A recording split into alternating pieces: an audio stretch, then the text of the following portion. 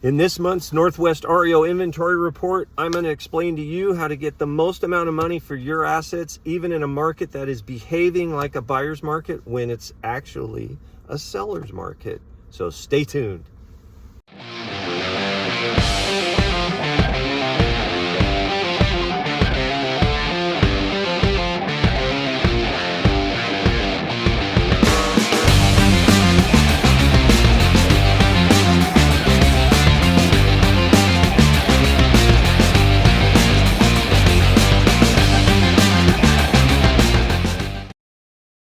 Hi, Laine here with eXp Realty, reaching out for this month's October Northwest Market Update.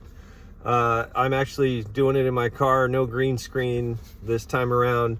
I was in Las Vegas for the last 4 days and got back after midnight last night and immediately hopped in the car this morning to go show houses. So good news is the market is hopping.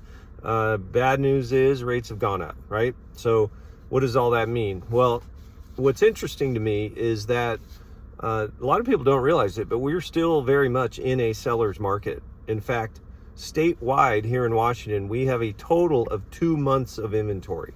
2 months. And remember, from many of my past videos, the definition of a buyer's market shifting to a seller's market is dependent on how many months of inventory we have. And that tipping point was, for decades, 6 months. In the last 3 years, because we've had such low inventory, they've started to say, well, it's 4 to 6 months, right? But that's just people amending what is a commonly held threshold because they don't imagine we'll ever get back to a buyer's market.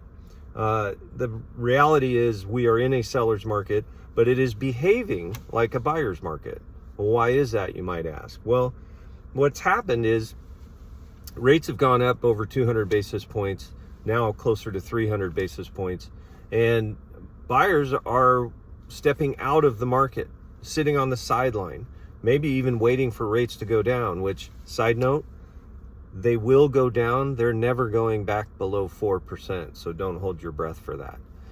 But they're waiting, right? That, combined with the fact that some buyers now with higher interest rates can't afford the same neighborhoods that they were hoping to buy in, so there's a grieving process that has to go on. Well, what that's caused is sellers who saw their neighbor's house sell in 12 minutes with 73 different offers, now their home is sitting, right? I just showed a property that's been on the market for 30 days, So sellers are becoming much more pliable. So if you're a seller and you get a buyer to the negotiating table, be willing to negotiate.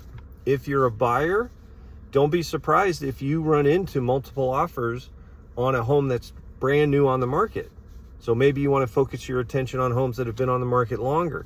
Now you can even adjust your search criteria upwards, because if you're looking at a home that's been on the market for 30 days or even 20 days, you don't have to pay full price anymore, right? You can still get inspection contingencies. You can still do all the normal things that we do in a buyer's market. So it's really an interesting, almost surreal market, right? It's a seller's market by definition, but it's acting like a buyer's market.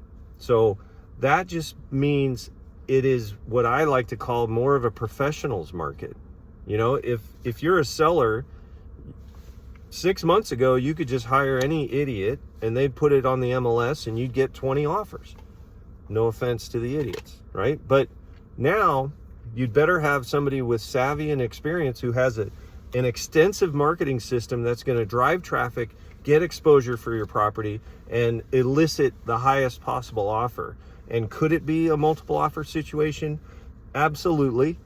Percentage-wise, very unlikely though. So don't be disappointed and don't set your expectation that it's going to sell in the first weekend, because it's probably not, but that's okay. That doesn't mean you have to cave in and give away the farm.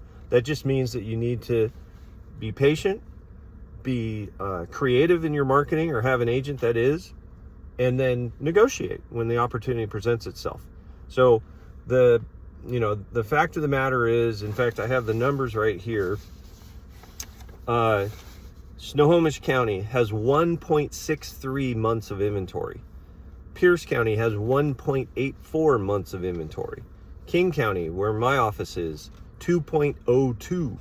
So it's still a severe seller's market based on the 6-month definition. But again, it's behaving like a buyer's market. So here's another interesting fact. Did you know that 75% of the realtors out there have never seen rates above 5%? Let that sink in.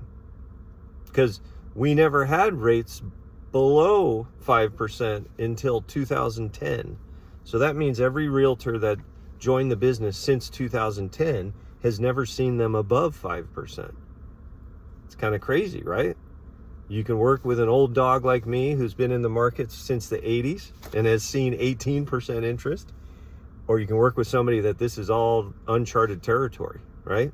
So choose carefully, be savvy, be patient, and have your ducks in a row, right?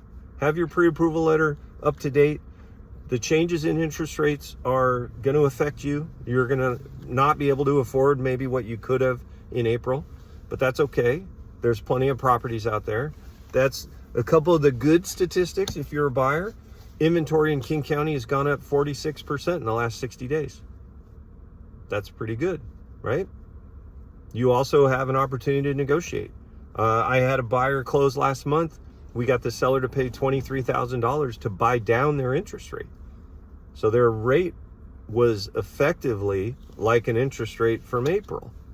So be creative, have people on your team that are creative. And remember, in our country's history, we have never had a recession where interest rates did not go down. Let that sink in, right?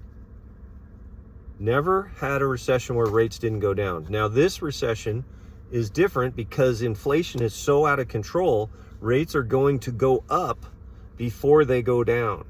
So what does that mean? Well, that just means the sooner you buy, the better your initial rate's going to be. But whether you buy now or later, when rates are higher, you're still going to be able to refinance. You know, there's a saying in the mortgage industry, you date the rate but marry the house. So don't buy something you can't afford. No, none of us will ever encourage you to do that, hopefully.